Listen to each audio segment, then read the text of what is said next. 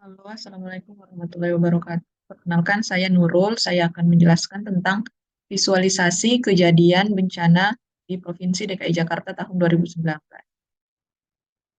Adapun outline-nya yaitu dataset, objektif, insight, dan kemudian nanti ada demonstrasi dashboard. Yang pertama, datasetnya. Nah, apa itu kejadian bencana?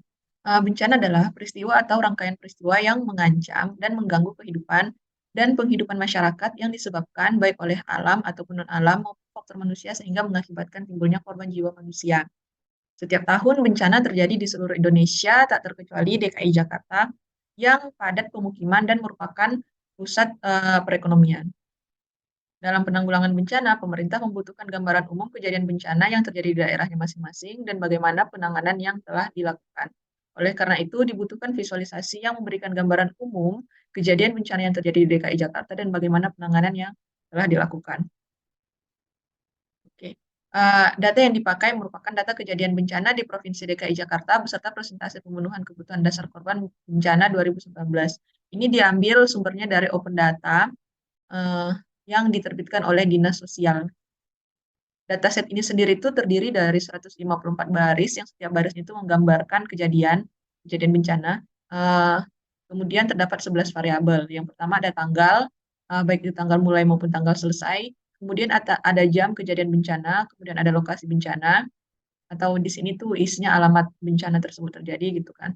Terus ada kelurahan, kecamatan, kota, jenis bencana, kemudian ada juga jumlah korban bencana, kemudian ada presentasi korban bencana yang mendapatkan bantuan sosial, kemudian ada juga jenis bantuan yang diberikan atau dalam bentuk apa gitu. Nah, sebelum memasukkan dataset ke dalam visualisasi kita, ada beberapa tahapan yang saya lakukan setelah mendownload datanya dari sumber data tadi. Yang pertama itu membersihkan datanya. Membersihkan di sini maksudnya adalah saya mengisi isian yang masih kosong, kemudian merapikan data sesuai dengan format yang siap untuk diolah.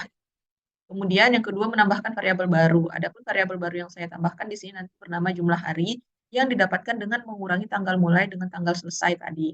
Variabel ini saya buat untuk pendekatan mengetahui lama penanganan bencana.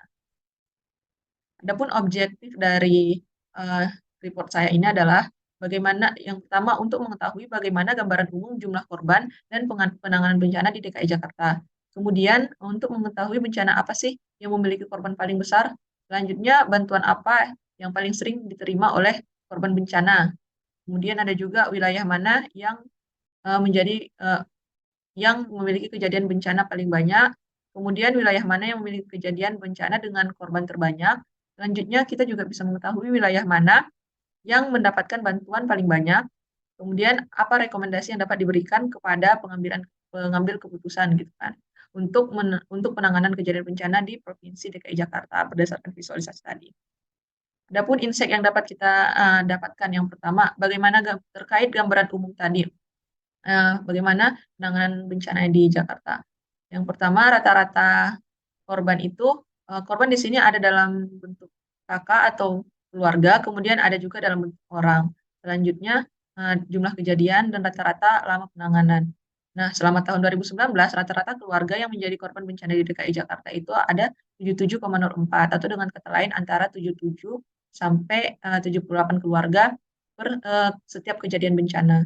Kemudian untuk rata-rata orangnya itu ada 253,43 orang atau di antara 253 sampai 254 setiap kali terdapat kejadian bencana. Kemudian ada juga jumlah kejadian di sini sama dengan jumlah baris yaitu 154. Kemudian ada rata-rata lama penanganan di sini itu dia 2 sampai 6 hari. Selanjutnya bagaimana gambaran umum jumlah korban dan masih masih dengan gambaran umum tadi sepanjang tahun 2019. Kejadian bencana terbanyak itu terjadi pada bulan Januari, yaitu 32 kejadian. Kemudian ada bulan Mei, yaitu 19 kejadian. Kemudian ada bulan eh, Agustus, yaitu 18 kejadian. Sementara itu, kejadian yang memiliki korban paling banyak itu ada pada bencana yang terjadi di bulan Mei. Ini baik itu dia korban dalam bentuk keluarga maupun dalam bentuk orang gitu ya. Selanjutnya, bagaimana gambaran umum lama penanganan tadi terhadap jumlah korbannya gitu ya. dapat korelasi positif antara jumlah korban dengan jumlah hari penanganan, yang berarti semakin banyak jumlah korbannya, akan semakin lama hari penanganan. Selanjutnya adalah untuk menjawab pertanyaan bencana apa yang memiliki korban yang paling besar gitu ya. Bencana yang memiliki korban paling besar dapat dilihat di grafik ini adalah banjir atau genangan, yaitu sebanyak 22,3 ribu korban sepanjang tahun 2019. Selanjutnya itu eh, bantuan apa yang paling banyak diberikan pada korban. Di sini ada makanan siap saji, natura, sandang, dan logistik. Selanjutnya, untuk menjawab pertanyaan wilayah mana yang mengalami kejadian bencana paling banyak, di sini dapat kita lihat dari tabel ini adalah wilayah Jakarta Selatan dan Jakarta Timur.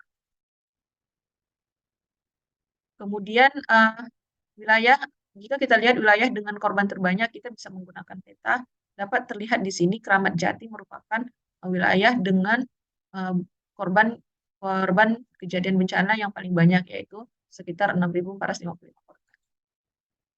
Kemudian wilayah mana yang mendapatkan bantuan paling banyak juga bisa kita jabarkan di sini melalui tabel ini, yaitu Jakarta Selatan dan Jakarta Timur. Setelah melihat visualisasi tersebut, dapat kita berikan rekomendasi sebagai berikut. Yang pertama, sebaiknya dilakukan antisipasi kejadian bencana pada bulan dengan jumlah kejadian dan jumlah korban terbanyak, yaitu Januari, Mei, dan Agustus, serta pada wilayah Jakarta Selatan dan Jakarta Timur. Selain itu, diharapkan juga bagi pemerintah DKI Jakarta agar dapat memastikan penanganan kejadian bencana dilakukan dalam rentang waktu tidak lebih dari 2 hari. Selanjutnya kita masuk ke uh, demonstrasi dashboard di sini.